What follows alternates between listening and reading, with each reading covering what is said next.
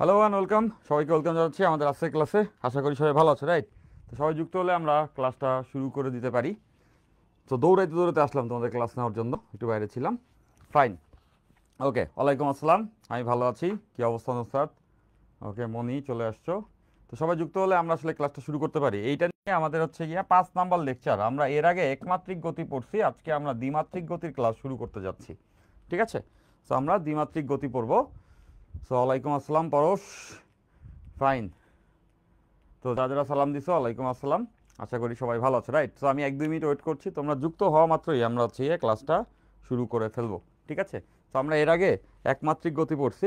তো আজকে ক্লাসে আমরা দ্বিমাত্রিক গতি শুরু করতে চলেছি, এবং দ্বিমাত্রিক গতিকেও আমরা বলতেছি প্রজেক্টাইল মোশন। এইটা এই চ্যাপ্টারের খুবই জিস্ট একটা অংশ। আমি ভালো আছি আলহামদুলিল্লাহ, পায়েল। সো আশা করি সবাই ভালো আছে, রাইট? আচ্ছা, সো একটু 1 মিনিট টাইম নিচ্ছি, সবাই যুক্ত হলে আমরা ক্লাস শুরু করব। ঠিক আছে? ফাইন। তো আমরা আজকে প্রজেক্টাইল মোশন বা দ্বিমাত্রিক গতি আসলে পড়া শুরু করব। আমি তপন স্যারের বই কিনতে যাচ্ছি, কোনো সমস্যা হবে? পরশ বলছো তপন স্যারের বই বেস্ট হবে, কেন? কোনো সমস্যা নেই, ওইটার সঙ্গে আরও বেশি থিওরি তোমরা মিল পাবা। ঠিক আছে? এই তো সবাই আস্তে আস্তে করে চলে আসছো। আমি ভালো আছি আলহামদুলিল্লাহ। যারা যারা সালাম দিছো সবাইকে ওয়ালাইকুম আসসালাম। ওকে, আচ্ছা ফাইন। তাহলে আমরা গতিবিদ্যা শুরু করতে চলেছি। আচ্ছা, ওকে ফাইন, ভেরি গুড। ক্লাসের জন্য ওয়েট করতেছিল শারমিন, এখন চলে আসছি আমি, তোমরাও আছো। সো চলো আমরা ক্লাস শুরু করি। ঠিক আছে? তো আজকে আমরা যে টপিকটার মধ্যে ঢুকবো সেটা হচ্ছে দ্বিমাত্রিক গতি। দ্বিমাত্রিক গতি বা 2 ডাইমেনশনাল মোশন, দ্বিমাত্রিক গতি।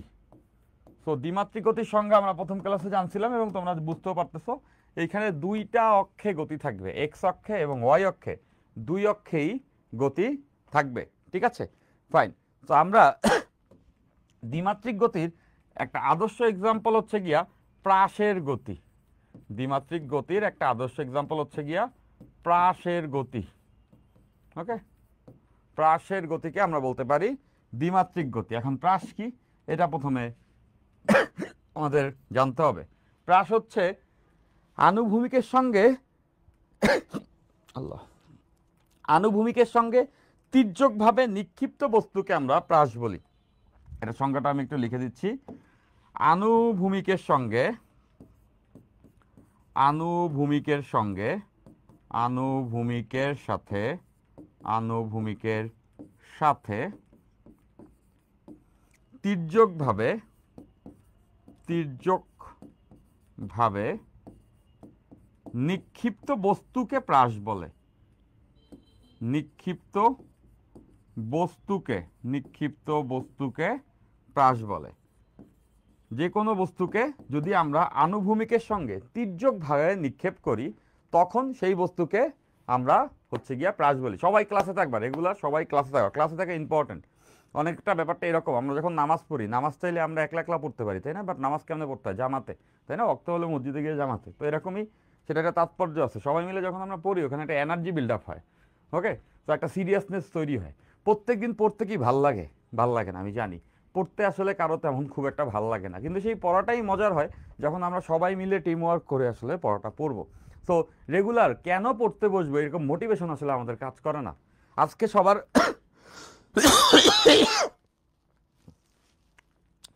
আজকে সবার কলেজে ক্লাস শুরু হয়েছে। সো এই কলেজের আসলে তাৎপর্য কি, বা এই রেগুলার ক্লাস করার তাৎপর্য কি? তোমরা যখন রেগুলার ক্লাস করতেছো, তখন ওই যে আছে না, পড়ার কোনো মোটিভেশন এমনিতে কাজ করে না। বাট ক্লাসটা করার পরে যখন একটা টপিক আমরা বুঝতে পারি, যখন সেটা আন্ডারস্ট্যান্ডিং আসে, যখন তুমি দেখতে পারো তোমার মতো আসলে সহযোদ্ধা, সহযাত্রী আরও অনেকে আছে যারাও পড়ালেখা করতেছে, তখন কিন্তু ভিতরে একটা মোটিভেশন চলে আসে। তখন মনে হয় যে না, আমি একা পড়তেছি না, সবাই পড়তেছে। তখন পড়তে ইচ্ছা করে, মনে হয় যে আমি আর একটু ভালো করে বললে আমি ভালো রেজাল্ট করবো, আর আমি ভালো রেজাল্ট করলে আমার ক্যারিয়ারটা সুন্দর হবে, তাই না? সেই মোটিভের জন্য ক্লাসে থাকতে হয়। নাহলে দিনের শেষে রাতের বেলা মনে হয় কি পড়বো, কেন পড়বো, আমি বোধহয় একাই কষ্ট করতেছি। দ্যাটস ওয়াই আই সেড ক্লাসে থাকলে ভালো লাগবে, পজিটিভ মোটিভেশন লাগবে। এবং এই যে এই ক্লাসগুলো যখন আমরা করি, আমি নিজেও তোমাদের মতো একটা সময় স্টুডেন্ট ছিলাম, তাই না, ইন্টারমিডিয়েটের। তখন আমি এই অনিশ্চয়তা নিয়ে প্রতি রাতে ঘুমাতাম যে আচ্ছা, আমার খুব স্বপ্ন বুয়েটে পড়ার, বুয়েটে সিএসসিতে পড়ার আমার খুব স্বপ্ন। আমার কি আদৌ চান্স হবে? এই লক্ষ লক্ষ স্টুডেন্ট বাংলাদেশে পড়ালেখা করতেছে, ওই সিএসসির 120টা সিট, আমাদের সময় 120টা সিট ছিল, ওই সিটের একটা সিটের কি দাবিদার আমি হতে পারবো? তো এরকম অনিশ্চয়তা নিয়ে আমি পড়তাম, সারা রাত পড়তাম বা অনেকটা সময় পরিশ্রম করতাম।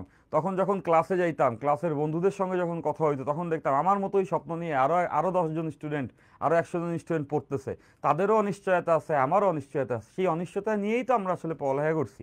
আল্লাহ তাআলা যদি কপালে রাখেন, তাহলে তোমরা ডেফিনেটলি তোমাদের যে কাঙ্ক্ষিত লক্ষ্য সেখানে পৌঁছাতে পারবে, তাই না? তো এই যুদ্ধটা আমরা একত্রে করবো। আচ্ছা, এবার আসো সবাই রেগুলার ক্লাস করব। সো প্রাস কি? আনুভূমিকের সঙ্গে তির্যকভাবে নিক্ষিপ্ত বস্তুকে প্রাস বলে। ওই বস্তুটারই কিন্তু প্রাস বলে, যেটা আনুভূমিকের সঙ্গে তির্যকভাবে নিক্ষেপ করা হয়। তো ব্যাপারটা অনেকটা এরকম যে তুমি হাতে একটা ঢিল নিলা, একটা ঢিল নিয়ে ওই ঢিলটারে ওই আনুভূমিকের সঙ্গে তেরা করে মারলা বা তির্যকভাবে মারলা। ওটা গতিপথটা কীরকম? এরকম রং ধনুর মতো গিয়ে পড়ে না?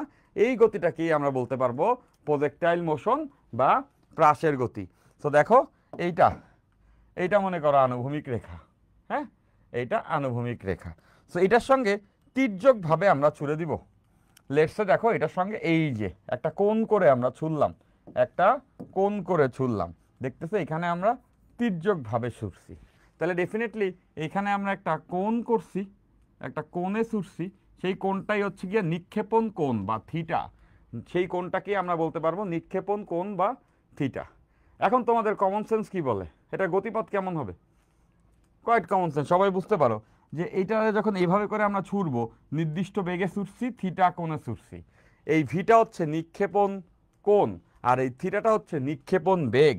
তাহলে আমরা বলতে পারবো এই যে ভি আছে, এই ভিকে আমরা বলবো নিক্ষেপণ বেগ, লঞ্চিং ভেলোসিটি বা নিক্ষেপণ বেগ। আর এই যে একটা কোণ করে ছুটছি, এই কোণটাকে আমরা বলবো নিক্ষেপণ কোণ, নিক্ষেপণ কোণ। ওকে, ফাইন। তাহলে এখন দেখো তো এইভাবে করে এই জায়গা থেকে আমরা যদি একটা ঢিলকে একটা নির্দিষ্ট কোণে নির্দিষ্ট বেগে ছুরি, এর গতিপথটা কেমন হবে?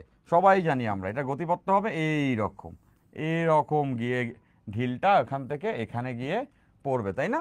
ঢিল ছুটছো না, সবাই দেখছে এভাবে করে উড়ে উঠতে উঠতে গিয়ে এভাবে পড়ে। ক্রিকেটাররা যখন ব্যাট দিয়ে 6 মারে, তাই না, বা লফটেড শট খেলে, তখন দেখো না এটা উইঠা এভাবে করে গিয়ে পড়ে। ওকে, ফাইন। ও, তপন স্যারের বই যথেষ্ট, তপন স্যারের বই কিনলেই চলবে, তপন স্যারের বইয়ের থিওরি সব থেকে স্ট্যান্ডার্ড, তপন স্যারের বই কিনলেই চলবে। কঠিন অঙ্ক তপন স্যারের বইয়ে যথেষ্ট আছে, এর বাইরে এক্সট্রা 2-1টা অঙ্ক যা অন্যান্য বই আছে, সেই অঙ্ক আমি নিজ দায়িত্বে ক্লাসে তোমাদের করাবো, তার থেকেও বেশি করাবো। ওকে, তপন স্যারের বই যারা কিনছো পারফেক্ট। আমি নিজে তপন স্যারের বই পড়ছি ইন্টারমিডিয়েটে, ফার্স্ট পেপার সেকেন্ড পেপার, তাতে আমার আসলে বুয়েটে সিএসসি চান্স পাইতে কোনো প্যারা হয় নাই, কারোই হয় নাই। ওকে, ফাইন। আচ্ছা, তো এবার দেখো এই যে ছুড়লাম, এইটা এরকম একটা গতি পেয়ে এখানে পড়লো।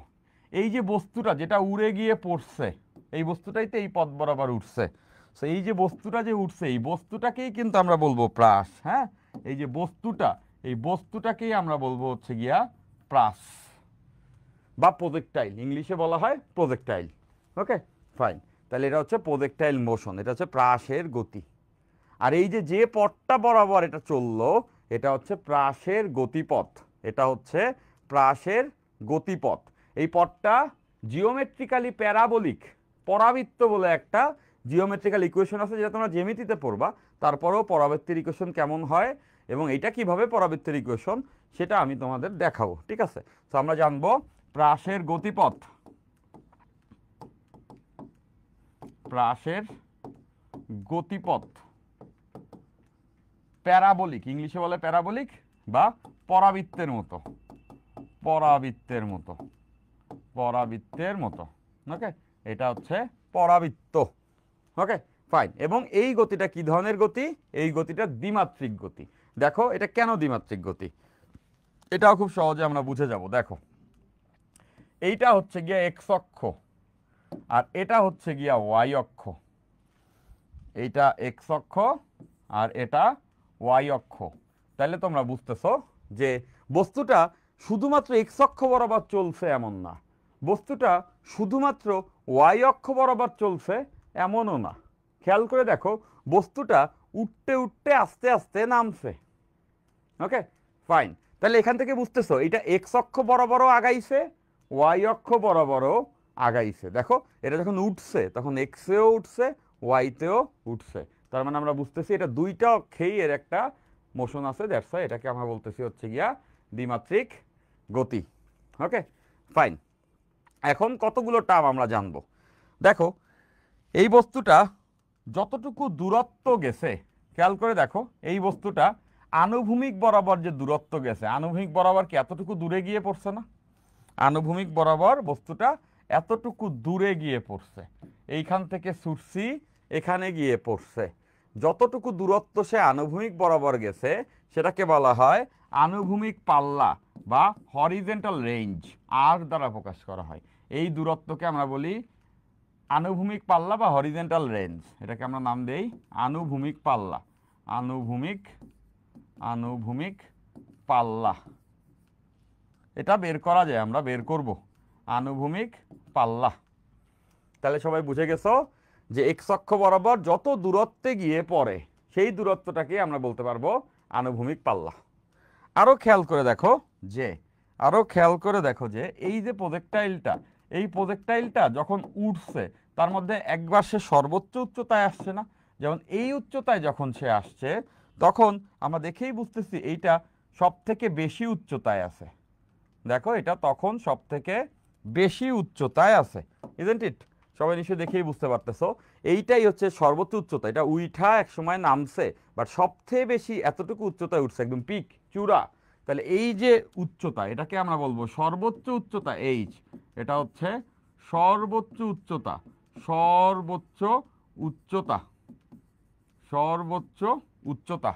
এটা হচ্ছে সর্বোচ্চ উচ্চতা এইচ, আর এটা হচ্ছে আনুভূমিক পাল্লা আর। ওকে, তো আনুভূমিক পাল্লাকে আমরা বুঝছি যে আনুভূমিক বরাবর প্রাসটি যতটুকু দূরত্বে গিয়ে পড়ে সেটাকে আমরা বলি আনুভূমিক পাল্লা। আমরা যখন ঢিল ছুড়ি আমরা দেখি না যে কত দূরে যায় পড়ছে, যত দূরে যায় পড়ে তত আনুভূমিক পাল্লা বেশি, আর যত বেশি উপরে ওঠে সেটা হচ্ছে সর্বোচ্চ উচ্চতা। ওকে, আবার দেখো এইটা যে এখান থেকে উড়ে এসে এখানে আসছে, যে এখান থেকে এখানে আসছে, তো বুঝতেছো এটা উড়ে এখান থেকে এখানে আসছে, একটা সময় লাগছে না? ওইটাকে আমরা বলি বিচরণকাল বা উড্ডয়নকাল। যেটা সর্বোচ্চ উড়ে আসতে যে সময় লাগে সেটাকে আমরা বলি যে পুরা পথে আকাশে যতক্ষণ ছিল এটাকে আমরা বলি বড়টি, যেটাকে আমরা বলতে পারবো টাইম অফ ফ্লাইট, বিচরণকাল। আরেকটা নাম আছে এটার, সেটা হচ্ছে উড্ডয়নকাল। ওকে, ইংলিশে বলে টাইম অফ ফ্লাইট। তাইলে আমরা এই তিনটা টার্ম বের করা শিখবো, যে একটা প্রাসকে ছুড়লে কত দূরে গিয়ে পড়ে, কত উচ্চতায় ওঠে, এবং কতটুকু সময় সে বাতাসে ছিল, উড্ডয়নকাল কত। ওকে, হ্যাঁ, দ্বিমাত্রিক গতি আর প্রাসের গতি একই কথা, খুশি? Okay fine. সো আমরা এই তিনটা টার্ম আজকে বের করা শিখবো। কোনটা কোনটা? একটা হচ্ছে আর, যেটাকে আমরা বলবো আনুভূমিক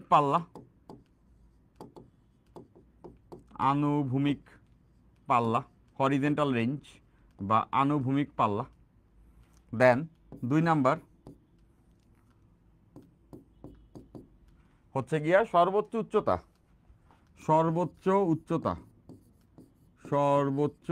উচ্চতা, মানে একটা প্রাস সর্বোচ্চ কতটুকু উপরে উঠছে। এবং আরো আমরা জানবো হচ্ছে গিয়া উড্ডয়নকাল, সেটা বাতাসে কতটুকু সময় ছিল, বা বিচরণকাল, উড্ডয়নকাল বা বিচরণকাল। এই তিনটা টার্ম আমরা বের করা শিখবো এবং জানবা।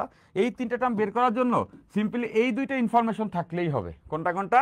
ভি এবং থিটা। আমরা নিক্ষেপণ কোণ এবং নিক্ষেপণ বেগ যদি জানি তাহলে এই তিনটাই বের করা যায়। তুমি যদি জানো যে তুমি প্রাসটাকে কত বেগে ছুটছো আর কত কোণে ছুটছো, তাইলেই তুমি এই আর কত দূরে গিয়ে পড়বে, এইচ সর্বোচ্চ উচ্চতা কত উপরে সর্বোচ্চ উঠছিল, এবং টি বিচরণকাল বাতাসে কতক্ষণ উঠছে, এই সবই বের করতে পারবো। সো আমরা এখন সেটা অ্যানালাইসিস করে করে বের করব। বিচরণকাল কেন হলো বুঝিনি স্যার? পরশ বলছে বিচরণকাল মানে এতটা সময় সে বিচরণ করছে বাতাসে, এতটা সময় সে বাতাসে উঠছে, বিচরণকাল এখান থেকে উড়ে গিয়ে এখানে পড়তে যে সময় লাগছে, এই জন্য বিচরণকাল, টাইম অফ ফ্লাইট। বুঝছি, ফাইন, ভেরি গুড। তাহলে এখন এই টার্মগুলো আমাদের বের করতে হবে। তাইলে এইখানে আমাদের ভেক্টরের ছোট একটা বেসিক লাগবে, যেই বেসিকটা তোমরা অলরেডি জানো, না জানলে আমি এখন দেখাই নিচ্ছি, সমস্যা নেই। ওই চ্যাপ্টার এখনও না পড়লে ওটা নিয়ে টেনশনের দরকার নাই। ওইটা আমি দেখাই দিচ্ছি। তো তোমাদের রেদওয়ান ভাই খুব দ্রুত ভেক্টরটা শেষ করে দিবে। পাশাপাশি ভেক্টরে আমি আমার আর্কাইভ তোমাদের আর্কাইভ ভেক্টরে আলাদা করে অ্যাড করে দিব। হ্যাঁ, ভেক্টরে আমার নেওয়া আর্কাইভটাও এক সপ্তাহের মধ্যে অ্যাড করে দিব। ওটা বানানো শেষ হয়ে গেলেই তোমাদের এখানে অ্যাড করে দিব। পাশাপাশি তোমাদের রেদওয়ান ভাইও ভেক্টর শেষ করবে। তো এই পর্যায়ে একটা ছোট্ট টপিক আমাদের দরকার, যেই টপিকটা আমি তোমাদেরকে এখানে দেখাই নিচ্ছি। Okay fine. ভেক্টরের লম্ব উপাংশ বিভাজন, লম্ব উপাংশ বিভাজন, এটা তোমরা জানো, এতটুকু রেদওয়ান অলরেডি পড়াও ফেলছে, তাও আমি আরেকবার দেখাই নিচ্ছি যদি কারো না দেখা থাকে তো, বা যদি কেউ নতুন হয়ে থাকে। যে ভেক্টর রাশিকে আমরা চাইলে দুই ভাগে ভাগ করতে পারি। ভেক্টর রাশিকে আমরা চাইলে দুইটা লম্ব অংশে ভাগ করতে পারি। এটা দরকার, আমাদের এটা পড়তে দরকার। হ্যাঁ, আর্কাইভে আমার ভেক্টর ক্লাস নাই বলছো হচ্ছে গিয়া গোবিন্দাম বলছো এটা, কিন্তু ওইটা রেডি হচ্ছে, এটা তো শেষ হলেই হয়ে যাবে। অলরেডি 6টা ক্লাস নেওয়া হয়েছে, ওখানে আরও 3টা ক্লাস আমি নিব, নেওয়ার পরে পুরাপুরি আর্কাইভ একদিনে তোমাদের এখানে আপলোড করে দিব। চমৎকার ক্লাস ভেক্টরের ওখানে আপলোড থাকবে আর্কাইভে, টেনশনের কোনো কারণ নেই, অনুসারটা দেওয়া আছে। ফাইন, আচ্ছা ওকে। সো ভেক্টরের লম্ব উপাংশ বিভাজন। সো একটা ভেক্টরকে আমরা দুইটা লম্ব উপাংশে বিভক্ত করব। কীরকম ব্যাপারটা? এরকম, লেটস সে দেখো এইটা এক্স অক্ষ, এইটা ওয়াই অক্ষ। এখন মনে করো এইটা একটা ভেক্টর, ওকে, এইটা একটা ভেক্টর, ওকে। এই ভেক্টরটা আমরা ধরলাম আর, এই ভেক্টরটা হচ্ছে আর, আর এই কোণটা থিটা, ওকে। এখন আমরা এইটা এক্স অক্ষ, এইটা ওয়াই অক্ষ, আমরা চাইলে এই আরকে দুইটা অংশে ভাগ করে ফেলতে পারি। এক্স বরাবর তার অংশ কত ভাগ করতে পারি, এবং ওয়াই বরাবর তার অংশ কত সেটাও আমরা ভাগ করতে পারি। কীভাবে পারি? অংশ বলতে কি বোঝাবে? লেটস সে আমরা এই জায়গা থেকে একটা টর্চ লাইট মারলাম। ধরো এখান থেকে আমি একটা টর্চ লাইট দিলাম। একটা টর্চ লাইট দিলে এটা একটা লাঠির মতো চিন্তা করো, বা একটা ভেক্টর চিন্তা করো। এর ছায়াটা যতখানি পর্যন্ত পড়বে এক্স বরাবর, সেটাই হবে আনুভূমিক উপাংশ। খেয়াল করে দেখো, এখান থেকে যদি আমি একটা টর্চ লাইট ফেলি, তাহলে একটা টর্চ লাইট দিলে সবাই এটা বুঝতেছো, এইটার ছায়া এতটুকু পড়বে, এই লম্বালম্বি এতটুকু ছায়া পড়বে, এতটুকু একটা ছায়া এখানে পড়বে। এটাই হবে হচ্ছে গিয়ে ওই ভেক্টরের আনুভূমিক অংশ, এটাই হবে ওই ভেক্টরটার আনুভূমিক অংশ, যেটাকে আমরা বলতে পারবো আর এক্স, ওকে। এবং এই আর এক্স এর মানও নর্মালি একটু পিথাগোরাস দিলেই বের করা যায়। এই আর এক্স এর মান হবে আর কস থিটা, এই আর এক্স এর মান আর কস থিটা। কীভাবে আসছে? কোয়াইট কমন সেন্স, তাও দেখাই দিচ্ছি। দেখো কস থিটা ইকুয়ালস টু কি?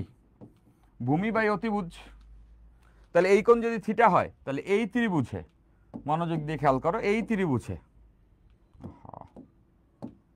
এই ত্রিভুজে খেয়াল করো, এই ত্রিভুজে এইটা হচ্ছে থিটা, তাহলে ভূমি হচ্ছে আর এক্স, অতিভুজ হচ্ছে আর, এই যে ভূমি বাই অতিভুজ। তাইলে বুঝতেছো এখান থেকে খুব সহজে আমরা এটা লিখতে পারতেছি, ভূমি হচ্ছে আর এক্স আর অতিভুজ হচ্ছে আর, এটা হচ্ছে আর, এই যে ভূমি আর এক্স ধরছি আমরা, আর এটা হচ্ছে আর। তাহলে দেখো তো এখান থেকে আর এক্স ইকলস টু কত আসে? R x equals to r cos theta, r x equals to r cos theta, as simple as that. তাহলে যেটা আমরা এখানে অলরেডি লিখছি। তাহলে আমাদের মনে রাখতে হবে এটা, যে এই ভেক্টরের মানের সঙ্গে যে দিকের সঙ্গে কোণ, কোণটা কি এক্স অক্ষের সঙ্গে না? যে দিকের সঙ্গে কোণ, সেই দিক বরাবর অংশ নিতে হলে কস থিটা নিতে হয়। এটার মানের সঙ্গে এই কোণটার কস থিটা গুণ করলেই এই বরাবর অংশ আমরা পেয়ে যাব। এটা গেল আনুভূমিক অংশ। তাহলে এটা উলম্ব অংশ কত হবে, কেমন হবে? উলম্ব অংশ বের করা যাবে। আমি যদি এই পাশ থেকে লাইট মারি, তাহলে ওয়াই বরাবর যে ছায়াটা পড়বে, লেটস সে আমরা এই পাশ থেকে আলো মারলাম, হ্যাঁ, এই পাশ থেকে আলো ছুড়ে দিলাম, হ্যাঁ, এই পাশ থেকে আলো দিলাম, তাহলে কি হবে? তাহলে বুঝতে পারতেছো, এই পাশ থেকে যদি আলো দেই, তাহলে এতটুকু জায়গা আলোকিত হবে, তাই না? তাহলে এইটা হচ্ছে তার লম্ব অংশ, এটা হচ্ছে তার লম্ব অংশ। তাহলে এটাকে আমরা বলতে পারবো r y. R y equals to হবে r sine theta, r y equals to r sine theta. কীভাবে আর সাইন থিটা? ওই একই রকমভাবে, ওই একই রকমভাবে খেয়াল করে ভেক্টরের অংশ তাও দেখাই নিচ্ছি। দেখো এই যে ত্রিভুজটা, এই ত্রিভুজের এইটুকুই তো হচ্ছে গিয়ে এইটার সমান, মানে লম্বটা একই। তাহলে যদি লম্বটা এটা হয় তাহলে সাইন থিটা ইকুয়ালস টু কি হয়, লম্ব বাই অতিভুজ। তাহলে এখান থেকে কি এটা লেখা যেত যে সাইন থিটা ইকুয়ালস টু লম্বটাই এটা, এটাই তো আর ওয়াই, মানে লম্ব বলতে আর ওয়াই, আর অতিভুজটা কি আর ওয়াই বাই আর। তাহলে এখান থেকে দেখো r y equals to r sine theta, r y equals to r sine theta. Okay fine, তাহলে বুঝে গেছি আমরা উপাংশে ভাগ বুঝে গেছি। তার মানে একটা ভেক্টরকে আমি চাইলে দুইটা অংশে ভাগ করে ফেলতে পারি। কীরকম, যে দিকের সঙ্গে কোণ ওই দিক বরাবর নিব কজ, আর তার লম্ব দিকে নিব হচ্ছে সাইন। তো চলো যদি এরকম হয় আমরা জাস্ট এভাবে জানবো। দেখো ব্যাপারটা এরকম, আমি এখানে একটা ভেক্টরকে একে দুই রকমভাবে ভাগ করব, এটা এক্স অক্ষ, এটা ওয়াই অক্ষ, এটা এক্স অক্ষ, এটা ওয়াই অক্ষ। তাহলে দেখো মনে করো একটা ভেক্টর আছে, এই ভেক্টরটার মান হচ্ছে গিয়া 10, আর এই কোণটা থিটা যেটার ভ্যালু 30, এটা একটা। আবার মনে করো এইখানে একটা ভেক্টর আছে যার ভ্যালু 7, আর এবার এইখানে বলছে এই কোণটা 60। ওকে, এবার আমরা লম্ব অংশে ভাগ করব। ফাইন, তাহলে প্রথমে এইটা, এখানে লম্ব অংশ কত হবে, এখানে এই অংশটা হবে হচ্ছে কি আনুভূমিক বরাবর অংশ, এদিকের অংশ কত হবে মনে রাখবা, যার সঙ্গে কোণ তার সঙ্গে কজ। এখানে কোণটা ছিল এক্স এর সঙ্গে, এই জন্য এক্স এর সঙ্গে কজ আসছে। দেখো এখানেও কোণটা এক্স এর সঙ্গে দেওয়া আছে, তাহলে এই বরাবর কজ আসবে। তাহলে ভ্যালু কত, আর কস থিটা, আর এর ভ্যালু তো 10 আর থিটার ভ্যালু 30, মানে 10 cos 30। 10 cos 30 মানে cos 30 ভ্যালু কত, cos 30 value √3/2। Okay, cos 30 value √3/2, that means 5√3 এদিকে মান। আবার ঠিক তেমন করে ওয়াই অক্ষ বরাবর যদি মান নির্ণয় করি সেটা হচ্ছে এতটুকু, এটার মান কত হবে, ওয়াইয়ের সঙ্গে তো কোণ না, কোণ তো এক্স এর সঙ্গে, তাহলে এদিকে সাইন আসবে, তাহলে 10 sin 30, 10 sin 30, sin 30 value half, তাহলে এখানে আসবে 5। থাকলে এভাবে করে আমরা ভেক্টরকে দুইটা ভাগে ভাগ করে ফেলতে পারবো। দেখো এই দুইটা ভাগ নিয়ে কাজ করলেই এই 10 নিয়ে কাজ হয়ে যাবে। তো মাঝে মাঝে এরকম হবে যে একটা ভেক্টরকে দুইটা অক্ষ বরাবর ভাগ করে নিতে হবে, আমাদের এখানেই এটার দরকার পড়বে, কেন এটা দ্বিমাত্রিক গতি, এক্স বরাবরও চলে ওয়াই বরাবরও চলে। তাহলে এই যে বেগটা, এই বেগটারে কি দুইটা ভাগে ভাগ করে নেওয়া দরকার আছে, এক্স বরাবর তার অংশ কত, ওয়াই বরাবর তার অংশ কত, বুঝতেছো? এই জন্য আমাদের এই জিনিসটা এখানে দরকার হবে, বেগ যেহেতু একটা ভেক্টর রাশি। আবার দেখো এইখানে যখন আমরা ভাগ করব, এই মনোযোগ, এই ভাগাভাগিতে অনেকে ভুল করে, এইখানে যখন আমরা ভাগ করব, দেখো এই বরাবর যখন অংশ বের করব, আমি কি বলছি, আমি বলছি যার সঙ্গে কোণ তার সঙ্গে কজ। এখানে কোণটা কার সঙ্গে, এখানে কোণটা কিন্তু এই উলম্বের সঙ্গে, তাহলে এই দিক বরাবর আসবে কজ। দেখো কোণটা এবার দেওয়া ওয়াইয়ের সঙ্গে, তাহলে এই ওয়াইয়ের দিকে কজ আসবে, আর এর ভ্যালু 7, তাহলে এখানে আসবে 7 cos 60, এই কোণের এইটা আসবে। ওকে, যার সঙ্গে কোণ দেওয়া তার সঙ্গে কজ, তাহলে এখান থেকে cos 60 ভ্যালু হচ্ছে হাফ, তাহলে এটা আসবে 7/2। আবার ঠিক তেমন করে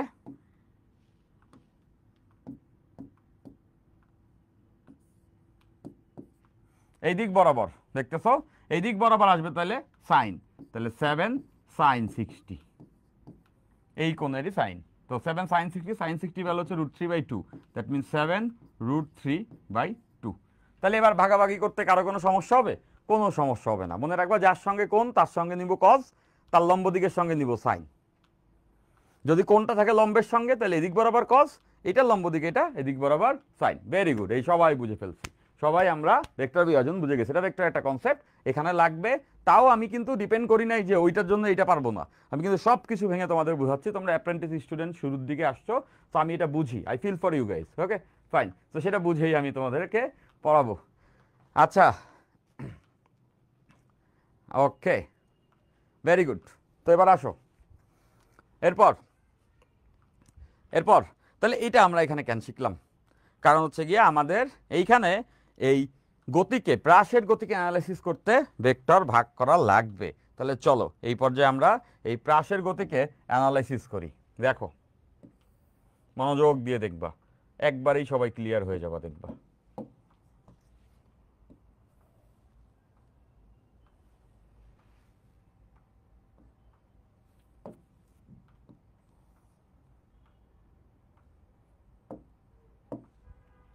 আচ্ছা ফাইন, তাহলে এটা এক্স অক্ষ, এটা ওয়াই অক্ষ। আমরা বস্তুকে ছুরি কিভাবে? তির্যকভাবে, তাই না? আমরা বস্তুকে ছুরি হচ্ছে গিয়া তির্যকভাবে, এই বরাবর ছুরি, এরকম এরকম ভাবে ছুরি। তার মানে আমাদের একটা নিক্ষেপণ বেগ থাকে, একটা নিক্ষেপণ কোণ থাকে, একটা নিক্ষেপণ বেগ থাকে আর একটা হচ্ছে গিয়া নিক্ষেপণ কোণ থাকে। Okay fine. আচ্ছা তাহলে এবার দেখো, ফার্স্ট থিং ফার্স্ট, এইটাকে কি আমরা দুইটা ভাগে ভাগ করে ফেলতে পারি না? এই বেগটাকে এই দিক বরাবর একটা অংশ, আনুভূমিক বরাবর একটা অংশ আর উলম্ব বরাবর একটা অংশ। তাইলে আনুভূমিক বরাবর যে অংশ, এই দিক বরাবর যে অংশ, সেটাকে আমরা বলতে পারবো ভিএক্স। এই বেগের এই দিকে একটা অংশ আছে, সেই অংশটা কত? কোনটা কার সাথে দেখতেছো? কোনটা এক্স এর সঙ্গে, তাহলে ভি এর এদিক বরাবর অংশ কত হবে? V cause theta. মানে এই দিক বরাবর বেগের মান এত, যেহেতু কোনটা এক্স এর সঙ্গে, যার সঙ্গে কোন তার সঙ্গে কজ। তাহলে উলম্ব দিকে অংশ কত হবে? ভি ওয়াই, সেটা হবে ভি সাইন থিটা। তার মানে আমরা বুঝতেছি, যখনই আমরা তেরা করে তির্যকভাবে মারছি, ওয়েবসাইটে কি ফিজিক্সের স্লাইড দেওয়া থাকে? হ্যাঁ থাকে, তো অবশ্যই থাকে, অবশ্যই থাকে। সকল ক্লাস এবং হচ্ছে গিয়ে স্লাইড সব কিছু আসলে ওভাবে গুছাই দেওয়া আছে। ওকে ফাইন। তাহলে এবার দেখো যে আমি যখন এভাবে করে ছুড়বো, আমি যখন এভাবে করে ছুড়বো, তখন হচ্ছে গিয়া দুইটা অংশ, একটা এদিক বরাবর ভি কস থিটা, একটা এদিক বরাবর ভি সাইন থিটা। ওকে, তার মানে বুঝতেছো এটা এই বেগের দুই দিকে অংশ আছে। এই অংশটুকুর জন্য, এই ভি কস থিটার জন্য বস্তুটা এক্স বরাবর যাবে, আর ভি সাইন থিটার জন্য বস্তুটা ওয়াই বরাবর যাবে। তার মানে বুঝতেছো বস্তুটা যখন আকাশে উড়বে তখন এই অংশটা সামনে নিবে, আর এই সাইন থিটা অংশটা এটাকে উপরে নিবে, সামনে নিবে উপরে নিবে। বুঝছি সবাই? এবার খেয়াল করো ত্বরণের কি অবস্থা। এক্স অক্ষ বরাবর কোনো ত্বরণ আছে? এক্স অক্ষ বরাবর কোনো ত্বরণ নাই। ডানে বামে তো কোনো ত্বরণ নাই, ডানে বা বামে কোনো ধরনের ত্বরণ নাই। বুঝছি, মানে এদিকে এক্স অক্ষ বরাবর ত্বরণের মান শূন্য, বাট ওয়াই অক্ষ বরাবর ত্বরণ আছে। দেখো বেগটা কোন দিকে? ওয়াই অক্ষ বরাবর। খেয়াল করে দেখছো ওয়াই অক্ষ বরাবর বেগটা উপরে, বাট এটা তো আমরা সবাই জানি যে অভিকর্ষ ত্বরণ জি কোন দিকে কাজ করে? অভিকর্ষ ত্বরণ জি সবসময় নিচের দিকে কাজ করে।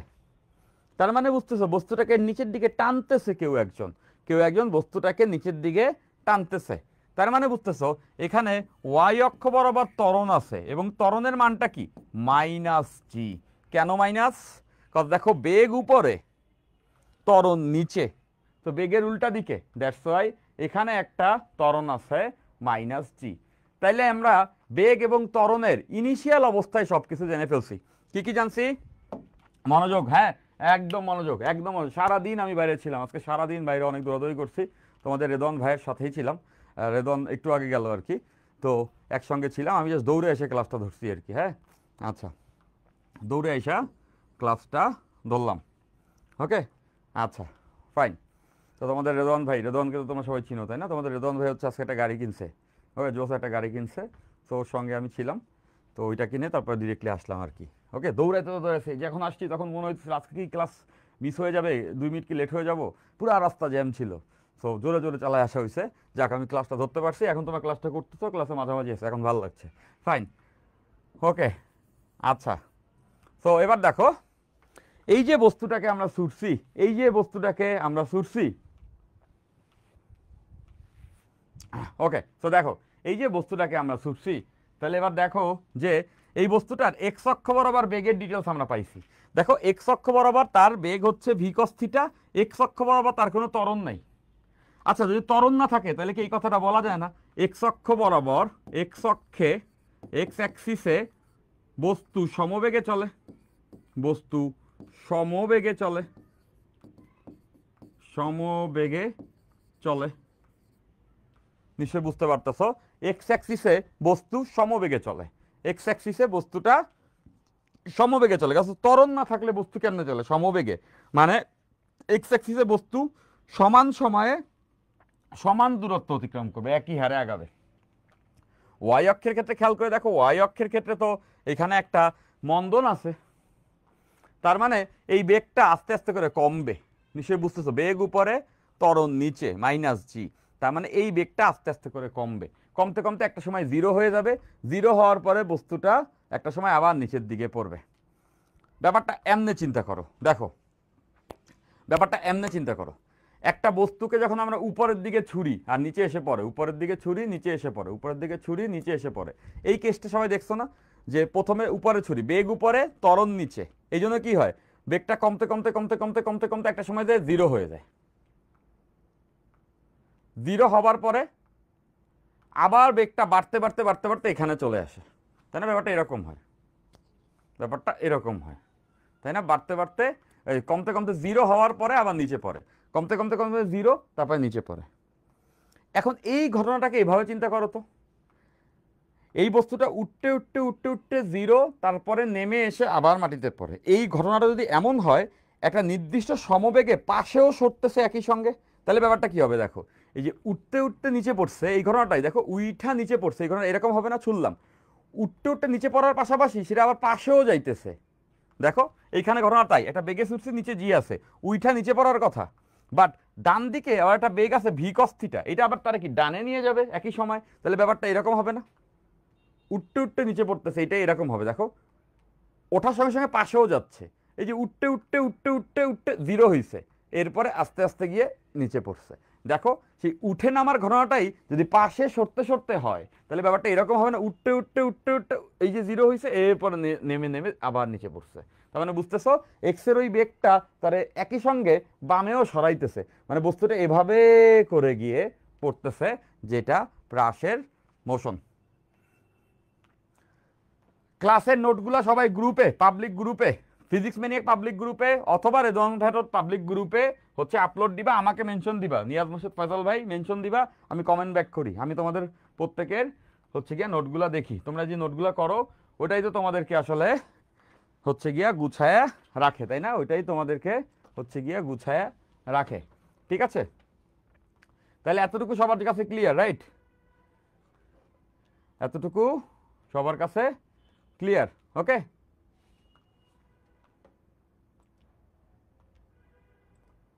সবাই বুঝতে পারছি? বুঝতে পারলে একটু কমেন্ট করতে হবে যে জি ভাই ক্লিয়ার। তো এইবার আমরা এটাকে ভাঙবো, আর একটু ভাঙবো, ওকে ফাইন।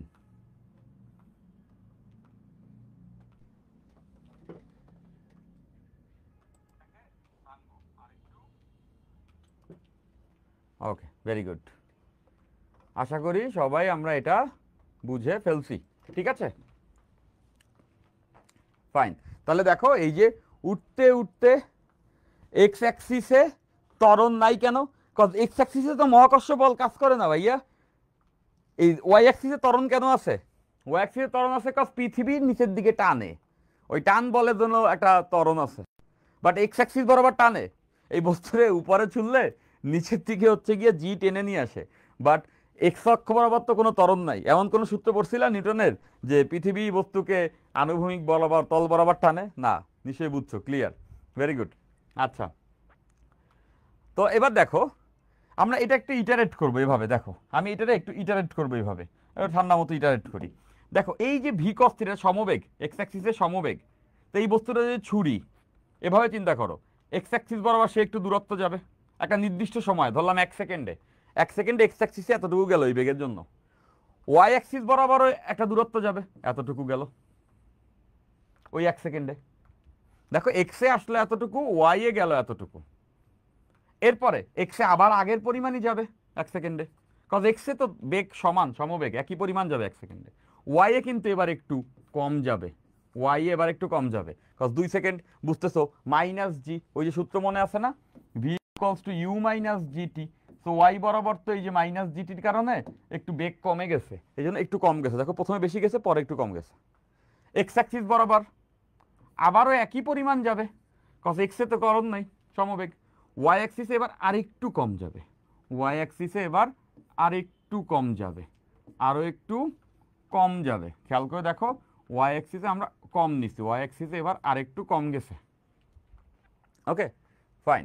এরপর এক্স অ্যাক্সিসে আবারও একই পরিমাণ যাবে, ওয়াই অ্যাক্সিস এবার আরও কম যাবে। দেখো এতটুকু গেছে, কজ বেগটা কমতেছে, ওয়াই অ্যাক্সিসে সময়ের সঙ্গে সঙ্গে বেগটা কমতেছে, একটা সময় জিরো হয়ে যাবে। এরপরে এক্স অ্যাক্সিস অ্যাগেইন সে একই পরিমাণ যাবে এবং ওয়াই অ্যাক্সিসে এবার সে যাবেই না। খেয়াল করে দেখো ওয়াই অ্যাক্সিসে এবার সে যাবেই না, এক্স অ্যাক্সিসে এবার একই পরিমাণ গেলেও ওয়াই অ্যাক্সিসে এইবার সে যাবেই না, কজ বেগ শূন্য হয়ে গেছে। বুঝছো? দেখো প্রথমে একটু বেশি গেছে, পরে একটু কম গেছে, এরপর আরও কম গেছে, এবার আরও কম গেছে, এবার আর যায় নাই, বেগ শূন্য হয়ে গেছে। বেগ যখনই শূন্য হয়ে গেছে, দেখো ওয়াই অ্যাক্সিসের বেগ এখানে শূন্য হয়ে গেছে, বাট এক্স অ্যাক্সিসের বেগ তো কখনোই শূন্য হবে না, কজ এক্স অ্যাক্সিসের তো সমবেগে চলে, আর ওয়াই অ্যাক্সিস তো মন্দন ছিল, বেগটা কমতে কমতে শূন্য হয়েছে। তখন বস্তুর কি হবে?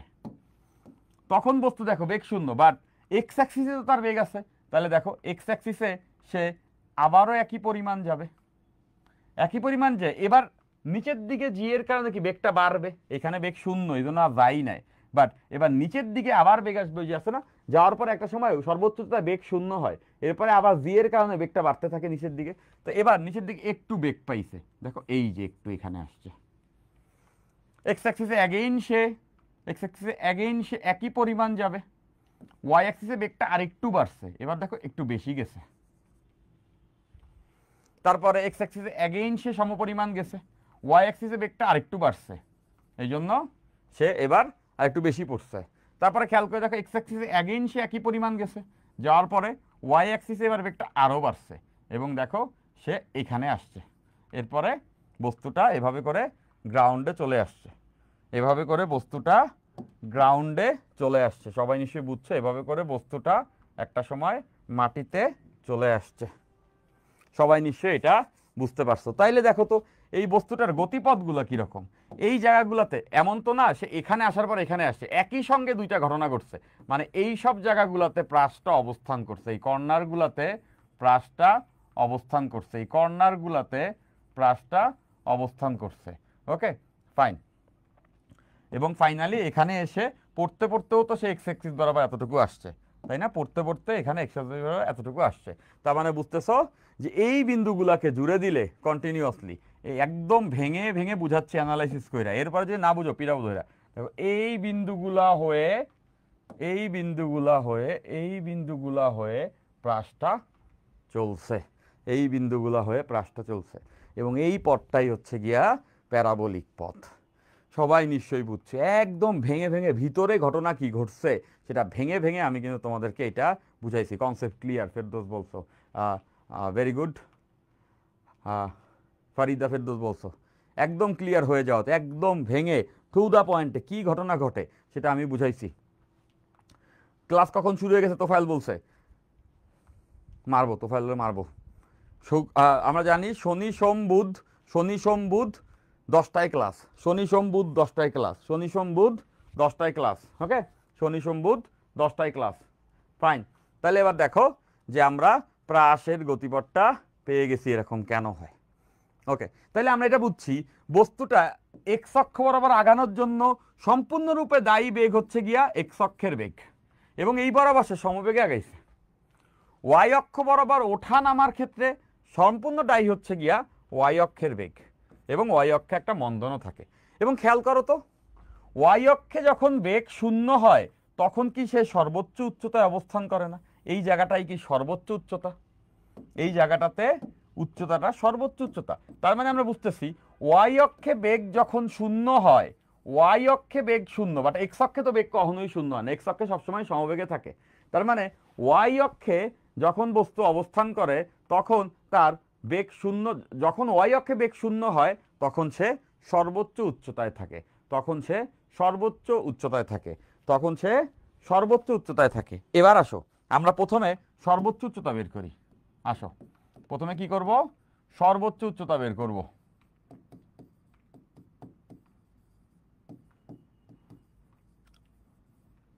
সর্বোচ্চ উচ্চতা দেখো খুব সুন্দর মতো এটা আমরা বুঝে যাব। সর্বোচ্চ উচ্চতা, সর্বোচ্চ উচ্চতা কখন থাকে? যখন ওয়াই অক্ষে বেগ শূন্য হয়। আমরা দেখছি যখন সর্বোচ্চ উচ্চতায় থাকে তখন তখন ওয়াই অক্ষের বেগ ভি ওয়াই ইকুয়ালস টু শূন্য হয়। সর্বোচ্চ উচ্চতায় তখনই থাকে যখন ওয়াই অক্ষের বেগ শূন্য। কত ওয়াই অক্ষের আরো বেগ থাকতো তাহলে তো আরেকটু উপরে উঠতো, তাহলে তো আরো উপরে যেত, ওটা তো সর্বোচ্চ হতো না। তার মানে বুঝতে পারছো যখনই ওয়াই অক্ষে বেগ শূন্য হয়ে গেছে তখনই বস্তুটা সর্বোচ্চ উচ্চতায় পৌঁছে গেছে, এরপরে নিচের দিকে নামা শুরু করবে।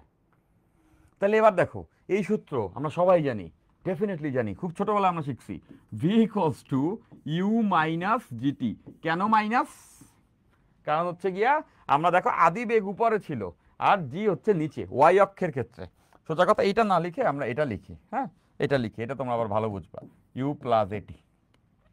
এখন এইটারে আমরা এই সূত্রকে আমরা ওয়াই অ্যাক্সিসে অ্যাপ্লাই করব, ওয়াই অ্যাক্সিসে ওয়াই অক্ষে অ্যাপ্লাই করব, এই সূত্রকে আমরা ওয়াই অক্ষে অ্যাপ্লাই করব। তাহলে দেখো তো ওয়াই অক্ষ বরাবর আদি বেগ কত? ওয়াই অক্ষ বরাবর এটাই তো আদি বেগ ভি সাইন থিটা। দেখো যখন ছুটছি ওই মুহূর্তে এই বরাবর অংশ ভি সাইন থিটা, মানে ওয়াই অক্ষ বরাবর আদি বেগটা কত? V sine theta. এই আদি বেগের মান কত ওয়াই অক্ষ বরাবর? V sine theta. ছুটছিলাম ভি সাইন থিটা বেগে ওয়াই অক্ষ বরাবর। ত্বরণের ভ্যালু কত? ওয়াই অক্ষে ত্বরণ মাইনাস জি, এই জন্য এখানে মাইনাস জি। দেখো ছুটছি উপরে, ত্বরণ নিচে, মাইনাস জি ইন্টু টি।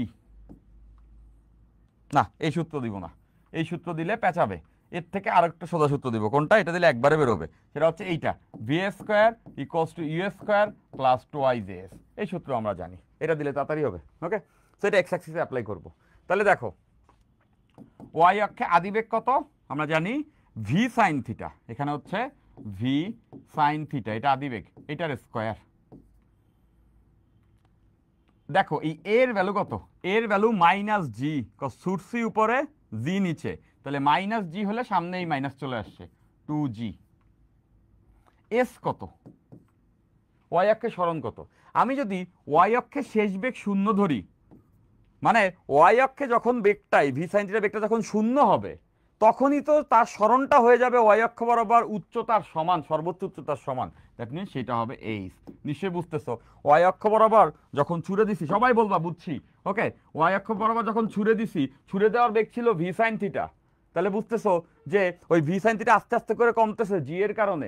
এটা কমতে কমতে যখন জিরো হয়ে যাবে, যখন ওয়াই অক্ষ বরাবর এই বেগটা কমে জিরো হয়ে যাবে, তখন ওয়াই অক্ষ বরাবর মানে উপরের দিকে তার সরণটা হয়ে যাবে সর্বোচ্চ উচ্চতার সমান। তাহলে দেখো শেষ বেগ যখন জিরো ওয়াই অক্ষে, তখন বস্তুটার ওয়াই অক্ষ বরাবর সরণ হয়েছে এইচ। সবাই বুঝছি? Very good. সবাই যদি এটা বুঝে যায়, জিরোর বর্গ করলে জিরো, জিরোর বর্গ করলে জিরো, আর এখানে থাকবে ভি